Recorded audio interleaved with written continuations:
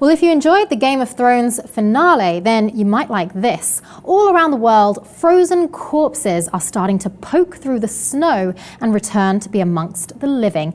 It's one unexpected and quite morbid result of climate change, and the melted ice is leading to the re-emergence of dead bodies, from plane crashes to climbers to our ancestors.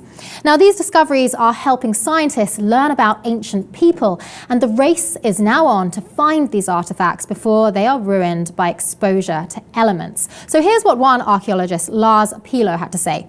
He said, "The ice is a time machine. When you're really lucky, the artifacts coming through the ice are exposed for the first time since they were lost." Now, here's a few interesting examples of dead bodies that were found in recent years. So just this year, the mummified remains of a hand poking through the ice was found in Mexico on Pico de Orizaba, and it was believed that this person was found missing from a tragic expedition back in 1959.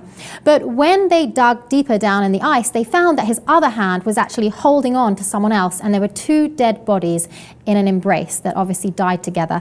Another very interesting find recently was over in the Italian Alps. People from the lesser known White War during World War I have started to be discovered, and this means that this war, which wasn't talked about so much, we can now start to find out a little bit more about these people and what they went through. And one of the most fascinating finds in 1991, you may have heard of this one already, was Otzi, who they called the Iceman, and he was discovered on the Austrian-Italian border, and they think that he's from around 5,300 years ago. So researchers can obviously find out a lot about our ancestors, about ancient times. It's pretty fascinating. Well, yeah, it is. It's the upside of the melt-off of glaciers. The bad news, the glaciers are melting. The good news, we're going to have a lot of archaeological finds in the process. It's true. The archaeologists are calling this the big melt. They're saying that the big melt is upon us. It's another reminder of the problems of climate change.